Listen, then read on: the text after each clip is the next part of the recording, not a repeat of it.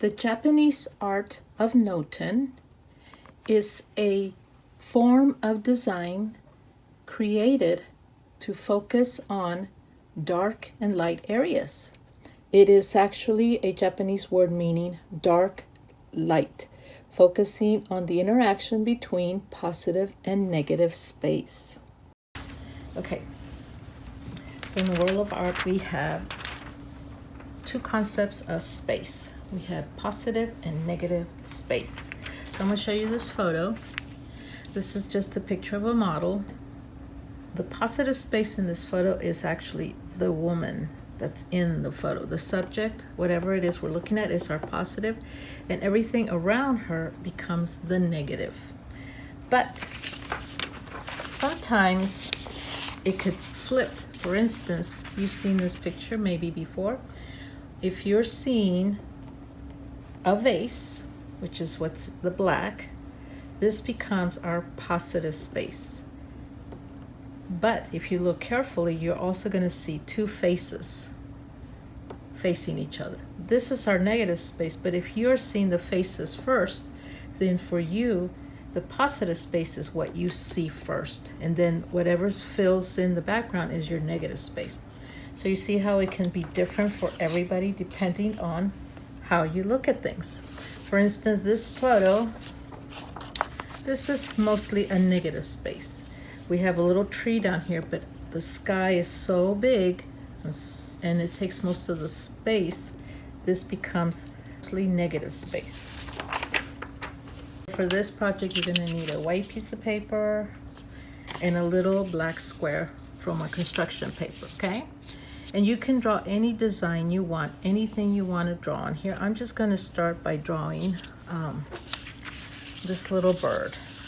Okay, so let me just draw a bird on a branch. Okay, I don't know if you can see it. It's hard to see because I drew it with pencil, but there's a little bird sitting on a branch. So now we're going to cut him out with scissors.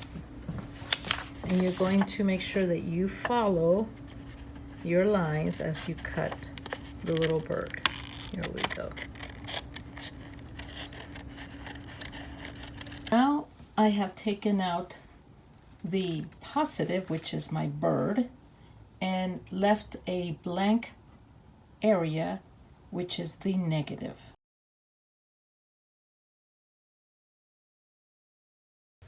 Okay, so I cut out the bird, and then I had all these little pieces that are also going to be cut out because I added some leaves and shapes as well as the bird. Now, what the tricky part is that you have to put it all back together just the way you cut it out. So I cut out all my shapes and I put them right back where they were.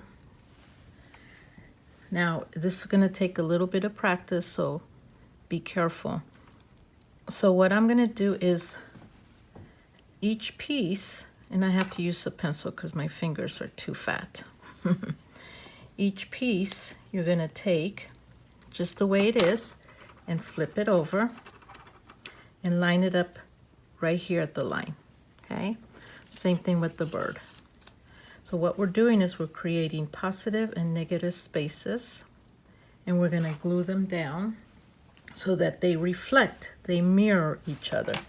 So I went ahead and glued down the big square so that it wouldn't move on me. And then I'm going to walk around and glue all the other pieces one at a time, making sure that they line up to the line right here so that they still have, so you'll be able to see the square within. So just remember, you're going to flip it identical because you want to keep this line very straight. So here's what we end up with, a very beautiful design. And as you can see, the inner square is still visible, but we have created positive and negative images and decorations on each side. Very pretty, huh? Now you can do other things. You can do fancier designs. So I have one here that's very intricate. It actually has a black square on a white paper and then a white square on a black. This is a little more advanced, but you can see all the ideas, all the things you can do with it. This is a more simpler version, so enjoy it. Let's see what you can come up with.